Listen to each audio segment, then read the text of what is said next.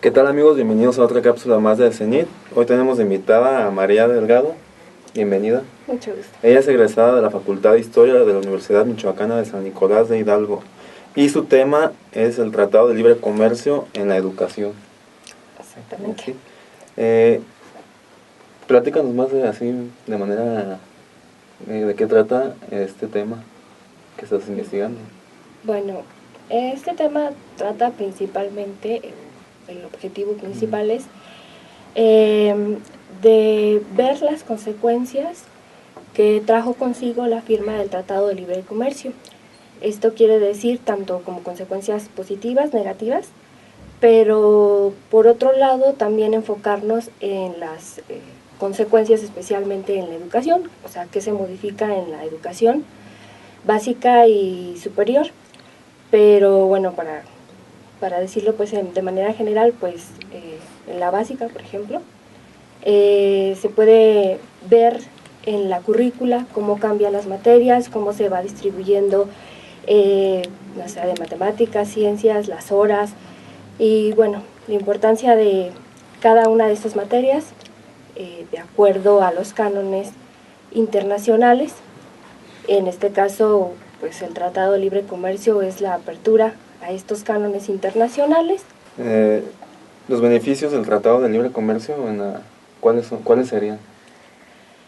Los beneficios, bueno, es que yo creo que es algo pues como muy chistoso, porque hay beneficios que ayudan a la población, como en el caso de los consumidores que tienen una mayor diversidad de productos, de servicios, y entonces su oferta es más grande, más grata. Pero yo creo que todos los beneficios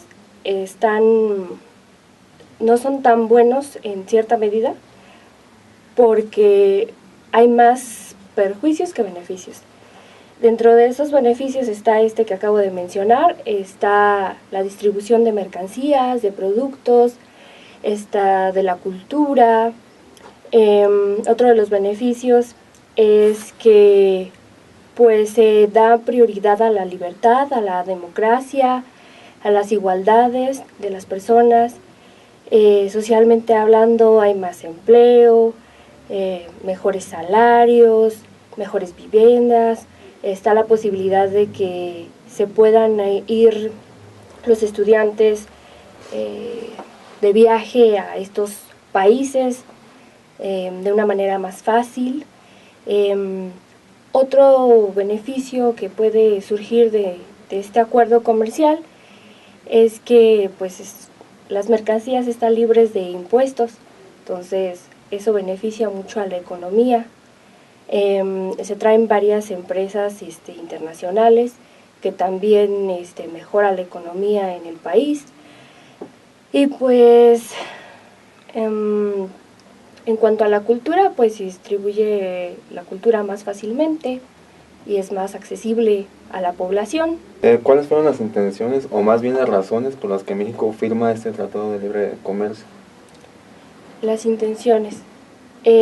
Bueno, desde que entró el presidente Carlos Salinas de Gortari en 1989, él estaba con una visión de querer abrir a México internacionalmente, pero en realidad al principio no se pensaba en hacer un tratado con Estados Unidos ni con Canadá, sino que se trataba de hacer un tratado con lo que era la Comunidad Europea, en este caso, en ese entonces se llamaba, pero a Europa pues no le interesaba un tratado con México porque estaba más involucrado con la cuestión de unificar más ese mercado común que tenían y hacerse la Unión Europea, lo que conocemos ya hoy. Entonces Salinas pensó en su vecino, dijo pues Estados Unidos sería una buena apuesta, así que habló con el presidente en ese entonces, W. Bush, George, y entablaron relaciones y a Bush pues, le pareció muy bien. Entonces la necesidad del gobierno mexicano para que se firmara este acuerdo era porque en ese entonces México estaba sumido en una gran deuda externa. Entonces era demasiado el peso de la deuda externa que todo lo que producíamos se iba al pago de la deuda externa. Entonces él quería hacerlo para que de esa manera atraer toda la inversión extranjera y de alguna manera estabilizar al país económicamente hablando. Y esa era una. Y otra, pues para seguir los acuerdos de la Organización Mundial del Comercio. Como sabemos, pues con Miguel de la Madrid, esto se pudo hacer a través del GATT, el Acuerdo Comercial de Aranceles, que si bien ya bajaba los aranceles, la OMS y el Tratado de Libre Comercio los iba a dejar en cero. Platícanos más, ¿cómo tiene la relación o este vínculo, el Tratado de Libre Comercio con la educación? ¿Cómo afecta de manera, pues ya lo dijiste, positiva o negativa, pero qué vínculos hay? Pues los vínculos que hay son básicamente que se busca una relación con la industria principalmente. Toda esa industria que viene a invertir aquí, pues obviamente necesita la mano calificada que pueda participar en la industria, ¿no? Que pueda contribuir a los empresarios, a estos empresarios. Entonces, ahí se relaciona entre sí lo del Tratado de Libre Comercio y la educación. Por otro lado, cuando se firmó el Tratado de Libre Comercio, se puso un espacio para la educación en los anexos. Esto quiere decir que se necesitaba también abrir esa parte a la inversión extranjera, con lo cual iba a propiciar que hubiera más escuelas privadas en México y que pudieran invertir más en ese cambio y consecutivamente de alguna manera llegar a la privatización, pues ya es lo que ya casi viene con Peña Nieto. Entonces, ahí está el sentido de querer invertir de los inversionistas para la educación.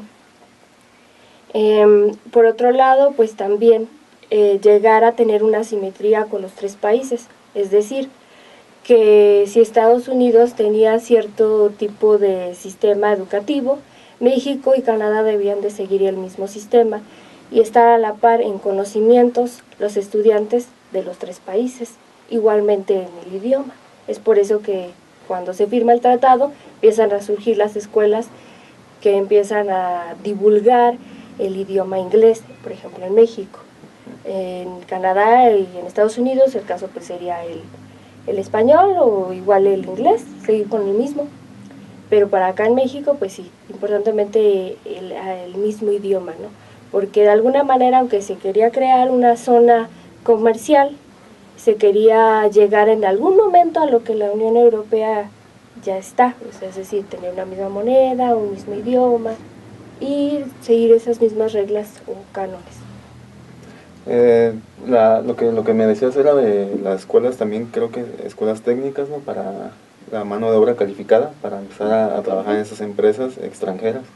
Uh-huh. Entonces, eso viene pues ya desde, no me acuerdo si de la Primera Guerra Mundial o de 1940 más o menos, cuando México también apoya, ¿no? Con esto.